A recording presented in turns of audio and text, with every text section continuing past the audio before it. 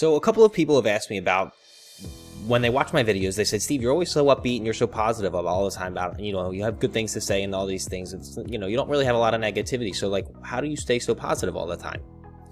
Especially among all this chaos. Well, let's talk about those real quick.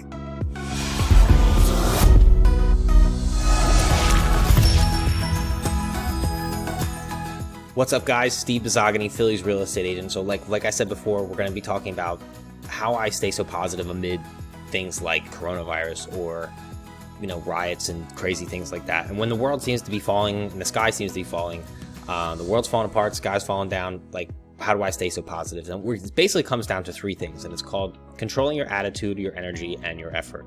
And we're going to break those down real quick in their own individual ways. First, we're going to talk about the attitude. Attitude is really, really, really important. And this is basically, descriptively speaking, it's the way you interact with the world around you. And if you have a negative outlook on the world around you, you're going to have a negative attitude. So for me, the negative or the attitude is the way I interact with the world is that I am very, very, very strict and specific as to what I consume. So if you look on my Instagram, you will see that I only follow like 18 people because there is a lot of garbage on social media and I don't want to see it.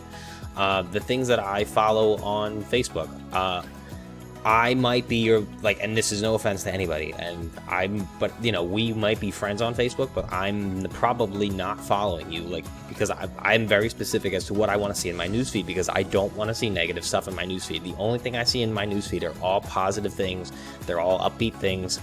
It makes me feel good about the world, and I don't want to unfriend people because I do want to be able to see what's going on in their lives. I don't want to see. And it's not to say that everybody has something negative to say. I'm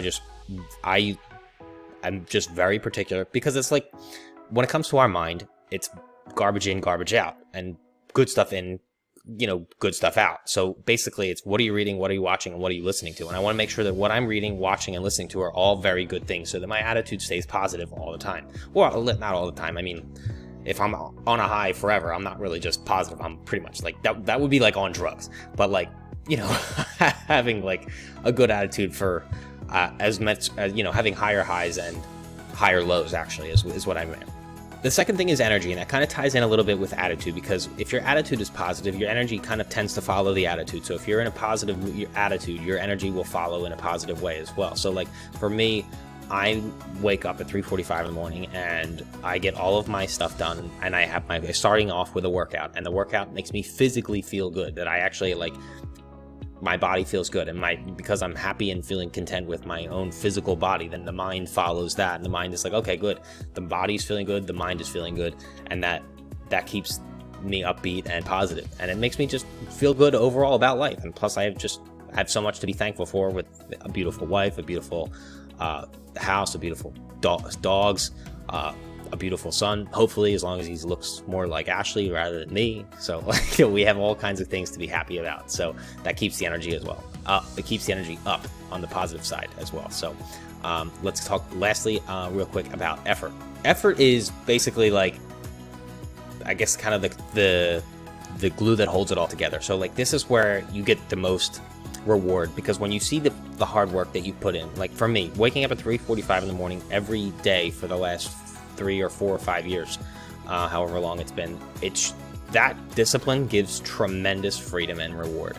And a lot of people hear the word discipline and they cringe and they're like, I don't want to be disciplined. But actually, discipline actually equals freedom. And Jocko Willink actually has a really good book on that.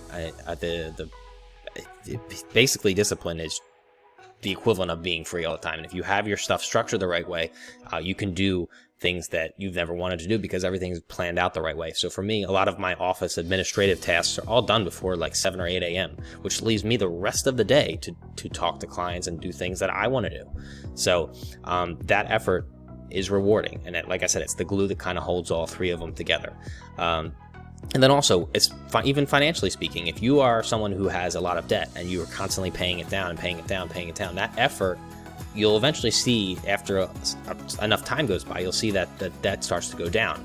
And that in and of itself is a huge reward till eventually, obviously, it's all paid off. And then that's when the chains are officially off, and that's when it's all amazing. So, guys, I hope you got a lot of value out of that, and hopefully it's inspired some of you guys to be as positive and as upbeat as you can possibly be. And then, if you have any questions, let me know. And I'll talk to you guys next time. Hey, thanks for watching. If you've enjoyed this video and you have questions about buying a home, selling a home, or just Philadelphia real estate in general, please feel free to reach out to me. I'd be happy to help you out with any questions you have.